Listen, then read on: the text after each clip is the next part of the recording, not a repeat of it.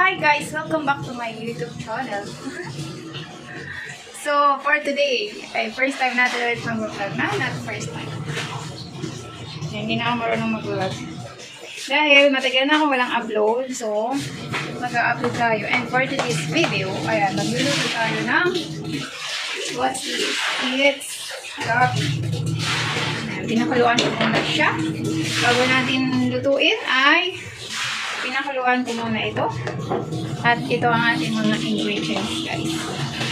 Siyempre yung gabi. Yan, pinakuluan ko muna para mawala at matanggal ang patis. And then, I have heard bawang, dinikdik na bawang, sibuyas. And of course, luya and sili. And I have pork, small pork. And gata. Ito, unang higa. Pero hindi siya kakangata kasi nilagyan ko ng tubig. At ito yung pangalawang piga. So, let's cook. Bago natin lutuin ay tatanggalan muna natin yan ng water. Ang ating patis gobi. Dito ka tumingin sa camera nyo. So, don't mind sa maingay. May naglalaba. Okay. Kaya tayo hindi nag-vlog. Kailangan natin mag-upload kasi napapabayan ng ating YouTube channel, guys. Kaya alam. Tanggalan ko muna ng water. Ating gabi. So, ating pigaan. Pigaan ko lang siya. Para mainit pa eh.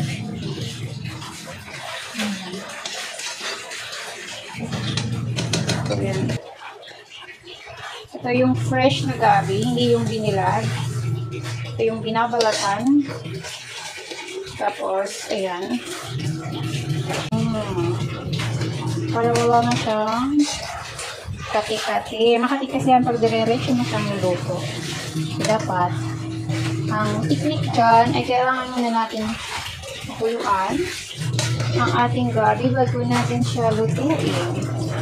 Diba? So, yun yung sabaw na. Nandiyan yung kati.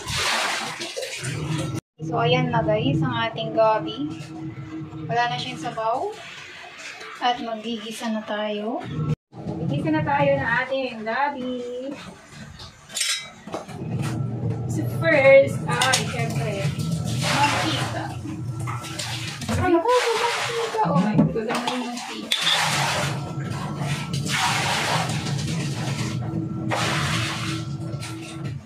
So, magbibisa muna tayo ng bawang sibuyas. So, hindi siya nakikita. Oh my God. Wait. Magigisa na tayo ng bawang. Okay, sa bawang.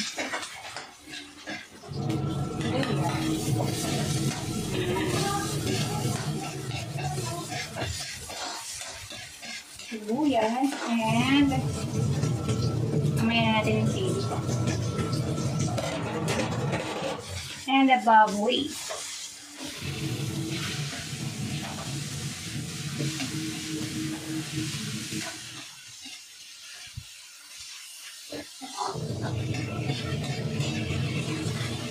At lagyan lang natin ito natin. Ganyan pa. And ang asin.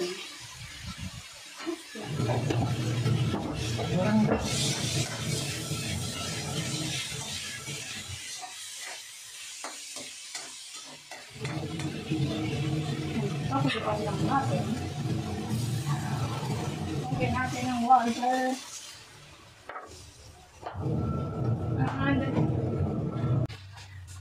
Ituin lang natin ang ating pork. Ayan. Wait, brown na siya. So, pwede na natin ilagay ito. Luya and sili.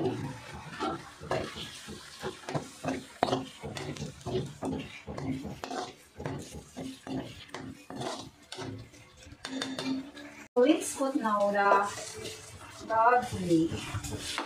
gabi. Make sure wala na siyang sabaw. Kasi ang ating isusabaw din ay baka. Bata-bata.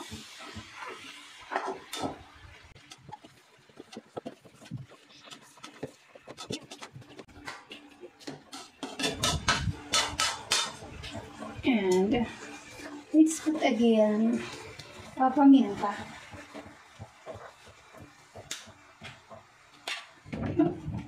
And asin. Asin. Okay. Huwag mo na natin labihan, baka maging maalat. And we can put the magic. The magic. Just a little bit. Kung masyadong madami. And halo-halo is the life of cooking. Halo-halo. And then, we put na the gata. The second,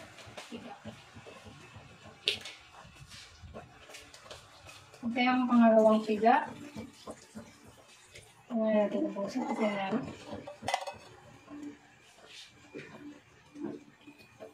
Yan, pakuluan lang natin to hanggang sa maubos yung sabaw. Diba? And, takpan ulit. So, habang hinihintay natin maluto yan, tayo ay magluluto din ng longganisa. Pagluto ng longganisa ay ganyan. Yes, halagyan lang natin ng water. Pakuluan lang natin iyan. At mamaya ay lalabas ng kanyang mantika. Okay. So, magpiprito tayo ng longganisa using the water lang. No mantika because marami ng mantika yung taba-taba na yan dyan. Takpan lang natin. Takpan lang natin ito guys. And I will just wait hanggang sa siya ay mawala ng water at maluto. And this one, I think it's ayan, kumukulo na siya. Hintayin natin na mawala yung sabaw. Actually, nawala na yung sabaw nito. Dinagdag ko lang yung yung natirang pangalawang gata. At pag nawala na ito ng water, ng sabaw pa ay ilalagay na natin ang unang tiga. Ano nang masarap? Titikman natin kung ito ay maalat or matabang. Para dagdagan natin ang asin.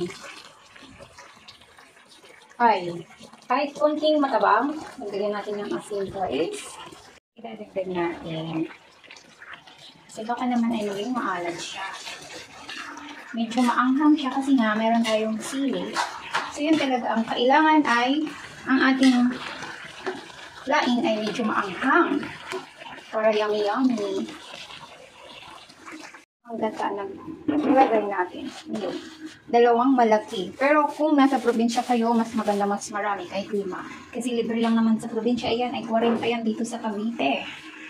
Check! If it's already, ayan, kukunti na yung sabaw. So, lagyan na natin ang ating first gata. Ito ang ating first gata.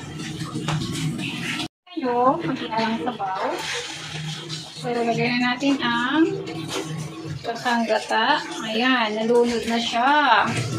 Masarap yan, maraming sabaw. At hintayin natin ulit siya. Okay.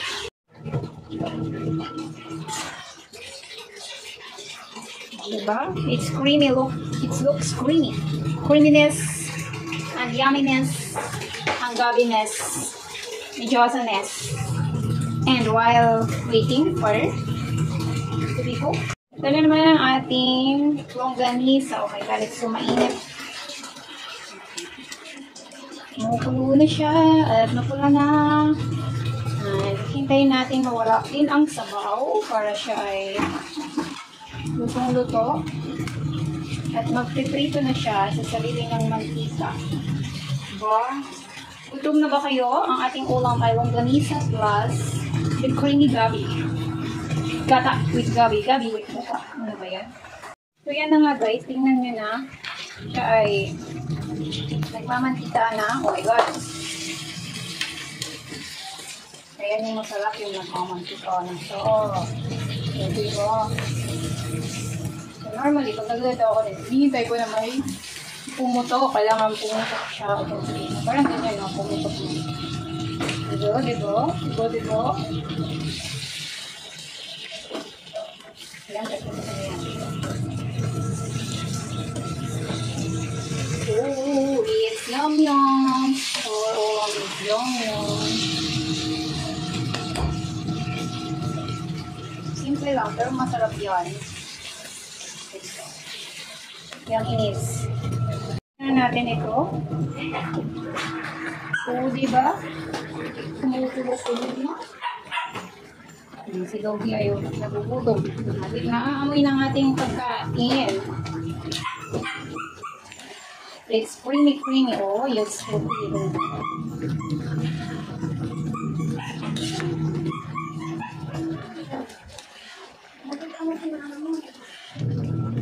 Gusto kasi nila dito sa bahay, maraming sabaw. Pero ang gusto ko ay tuyo. Tuyot. Wala sabaw. Mamaya papatuyuin siya. Pero kuha na ako na may sabaw. Tingnan na lang. It's masarap. Yum. Oh, ready na tayo kumain.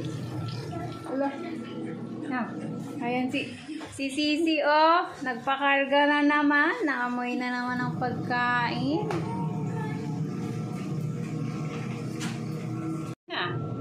Andito na siya. At kakain na tayo.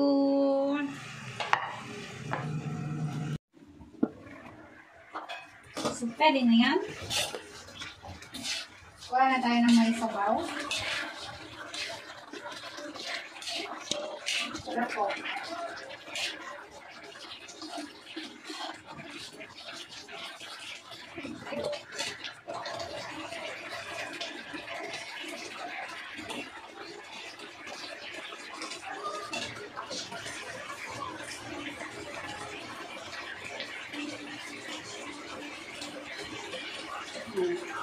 Ito, papatuyuin ko siya.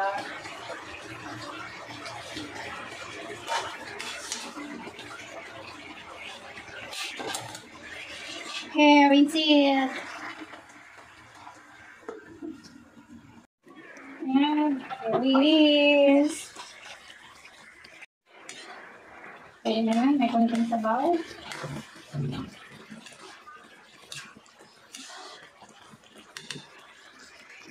Kain na! Let's eat! And this is my kanin. Kunti lang kanin natin. Para hindi masyadong tumaba. Nakain na si Dora. Init.